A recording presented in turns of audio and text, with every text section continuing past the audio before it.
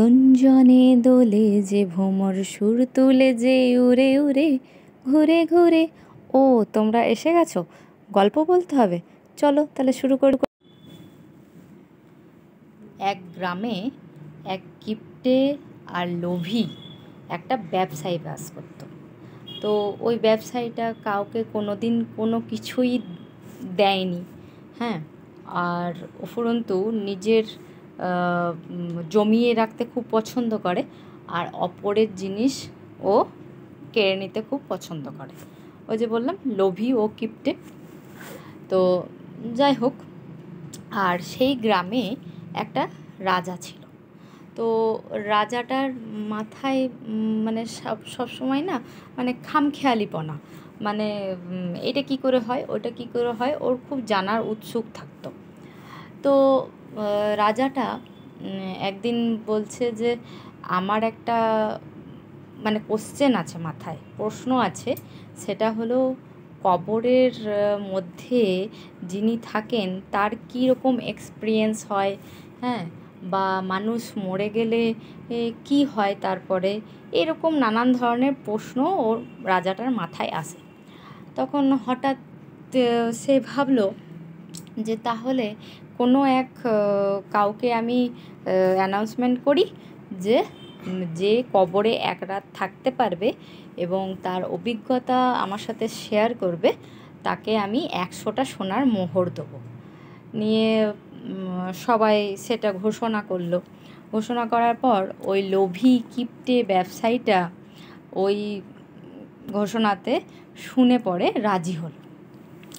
ও তখন কবরের ভেতরে ঢুকতে ও রাজি হলো। তার অভিজ্ঞতাটা তারপরে রাজার সাথে শেয়ার করবে, সেজন্য সে যাবে বলে সে উৎসুক হলো। মানে তখন তখন ওই লোভী কিপ্টে ব্যবসায়ীটা তার স্ত্রীকে বলেন যে তাহলে আজকে আমি রাত্রেবেলাতে আমার একটু কাজ আছে, তো কালকে সকালেই আমি ফিরে আসবো, তো আমি তাহলে আসছি।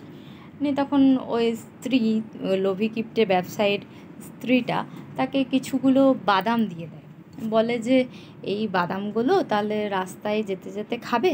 তো আর কিন্তু রাস্তায় খোলাগুলো কিন্তু ফেলতে ফেলতে যেও না, একটা কোনো জায়গায় ডাস্টবিনে, মানে কোনো জায়গাতে যেখানে আবর্জনা ফেলা হয় সেইখানে কিন্তু ফেলবে।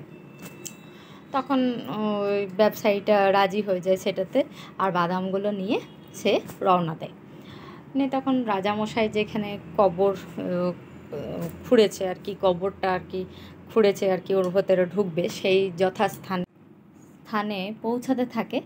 তখন তার পিছন পিছন ধাওয়া করে একটা ভিখারি। তখন ভিখারিটা বলে যে আমাকে কিছু দান করে যান, আজকে তো আপনি কবরে ঢুকবেন, তো কবরে ঢোকার আগে কিছু তো দান করে যান, তো আপনি তো কালকে নাও বাঁচতে পারেন, তো কিছু হলেও একটু দান করে যান। তখন কিপ্টে ব্যবসায়ীটা কোনো অ্যান্সার দিচ্ছে না, তার দিকে ঘুরেও তাকাচ্ছে না, এরকম হচ্ছে। তারপরে অবশেষে ভিখারিটা দেখলো যে কবরের মধ্যে ঢুকে যাওয়ার সময় আগেটাতে তখনও ও চাইছে যে আমাকে কিছু তো দান করে দিয়ে যান। তখন কি করলো ভিখারিটা, রেগে মেগে ও যে বাদামের খোলাগুলো তার বউ বলেছিল যে কোথাও এখানে সেখানে না ফেলতে, একটা জায়গায় হাতে নিয়ে থেকে আবর্জনার মধ্যে ফেলতে, সেটাও সে জমাচ্ছিল। বাদাম খাওয়া হয়ে গেছে, নিয়ে ওই প্যাকেটের মধ্যে যে খোলাগুলো ছিল সেই খোলাগুলো ভিখারির হাতে এই নে বলে দিয়ে সে চলে গেল কবরের ভেতরে ঢুকতে। তখন ভিখারিটাও অবাক হয়ে যায়, এই মা, এই কিপ্টে ব্যবসায়ীটা কিছুই দেবে না, তো খুলে দেখছে যে বাদামের খোলা। তখন ও কী করলো, বাদামের খোলাগুলো ভিখারিটা ফেলে দিয়ে চলে গেল। আর এদিকে ও ব্যবসায়ীটা কবরের মধ্যে ঢুকে গেল। ঢুকে পড়ে, তখন ও কবরের মধ্যে ঢুকেছে, আর একটা ফুটো শুধু করা আছে, একটা শুধু ছিদ্র করা আছে কবরটার ভেতরে, আর কিছু মানে পুরো গার্ড মাটি ভর্তি। তখন ও সারা রাত ওখানেই থাকবে, একটা দিন ওখানেই, ওকে একটা রাত ওকে ওখানেই কাটাতে হবে। তখন ওই ফুটো দিয়ে ও দেখছে, হ্যাঁ ওই ফুটো দিয়ে ও নিঃশ্বাস নিচ্ছে। তো নিয়ে তখন ও ভাবছে যে কাল সকালে আমি ঠিক বাড়ি পৌঁছাবো, তো আজকে রাত্রে মারা যাব না তো, এইসব ভাবনা চিন্তা করতে লাগলো। তারপরে অবশেষে দেখছে যে একটা ওই সসর করে আওয়াজ হচ্ছে। তখন ও বুঝতে পারলো ব্যবসায়ীটা যে কবরের ওপরে কোনো সাপ একটা চলাচল করছে। সাপ চলাচল করছে দেখে ও তো ভয় হয়ে গেল যে বাবা তাহলে আজকেই আমার হয়তো শেষ রাত, আমি আর বাঁচবো না। তখন সে ভয় হয়ে গেল। তখন হঠাৎ জোরে হাওয়া দিল। জোরে হাওয়া দেওয়ার পরে ওই ফুটোটার মধ্যে যে ছিদ্রটা ছিল, সেই ছিদ্রটার মধ্যে তো সাপটা ঢুকে যেত। সেই ছিদ্রটার মধ্যে কিছু একটা এসে আটকে গেল। তখন ও সকাল হতে কখন হবে সেই আশায় রইল। সকাল হতে না হতেই সে বেরিয়েছে এবং দেখছে যে সাপটা তো ছিল, কিন্তু সাপটা যে আর ঢুকতে পারলো না, ছিদ্রটা যে বুজে গেল, সেটা কি এমন জিনিস দেখি তো, আমাকে দেখতেই হবে। তখন দেখছে যে ছিদ্রটা তোমার ওই বাদামের খোলাগুলো যেগুলো ভিখারিকে দিয়েছিল, সেই বাদামের খোলাটা ওখানে এসে আটকে গেছে। সেই জন্য সে বেঁচে গেছে, নাহলে সাপের কামড়ে সে সেদিন রাত্রেই মৃত হয়ে যেত। তো সঙ্গে ও ও খুব মানে আনন্দ পেল। তারপরে তার রাজার সেনাপতিরা এসে তাকে ডাকতে এলো যে চলো এবারে রাজার কাছে কবরের অভিজ্ঞতাটা শেয়ার করবে, চলো। তখন বলছে দাদা দাদা আমার অনেক কাজ আছে, আমি একবার ঘর থেকে আসছি। নিয়ে ঘরে গেছে। ঘরে গিয়ে ও তার বউকে সব ঘটনা বলেছে এবং কিছু বিষয়ে ও প্রস্তুতিও নিচ্ছে। হ্যাঁ, তো প্রস্তুতিটা রাজার ঘরে গেল, তারপরে আমি বলছি।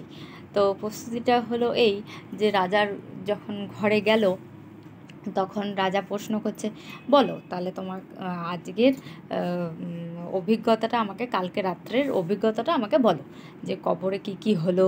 হ্যাঁ, নিয়ে তখন বলছে যে হ্যাঁ দেখুন রাজামশাই, আমি একটা কথাই বলতে পারি যে সবাইকে বেঁচে থাকাকালীন কিছু না কিছু দান করে যেতে হবে। হ্যাঁ, আজকে আমরা বেঁচে আছি, কালকে নাও বেঁচে থাকতে পারি, কিন্তু কিছু না কিছু দান করাটা আমাদের অতি অবশ্যই দরকার। রাজামশাই বললেন কেন? তা আপনি এক রাত কবরে শুয়ে এইটা বুঝতে পারলেন? তো তখন ব্যবসায়ী বলে উঠল যে হ্যাঁ আমি এটাই বুঝতে পারলাম, কারণ আমি জীবনে কোনো দিন কাউকে কিছু দান করিনি, অফুরন্ত লোকের কাছে আমি মেরে নিয়েছি, কোনো দিন কোনো কিছু দান করিনি। কিন্তু কালকে রাত্রে যখন বাদামের খোলাগুলো দান করলাম একটি ভিখারিকে, সেই দানই কিন্তু আমার উপকার হিসাবে লাগলো, সেই দানই কিন্তু আমাকে মৃত্যুর মুখ থেকে ফিরিয়ে নিয়ে এলো। অতএব প্রত্যেক মানুষকেই বেঁচে থাকাকালীন কিছু না কিছু দান করা উচিত, সেই দানই কিন্তু আমাদের আশীর্বাদ রূপে আবার ফিরে আসে। কিন্তু একটা জিনিস মাথায় রাখবে যে কোথায় দান করা প্রযোজ্য, কার নেই, যার আছে তাকে নয়, যার নেই তাকেই দেওয়া উচিত এবং সঠিক জায়গায় দান করা উচিত এবং সবার অগোচরে দান করা উচিত। তো যাই হোক, আজকের গল্পটা তোমাদের কেমন লাগলো অবশ্যই কমেন্ট করে জানিও। আজকের মতন টাটা।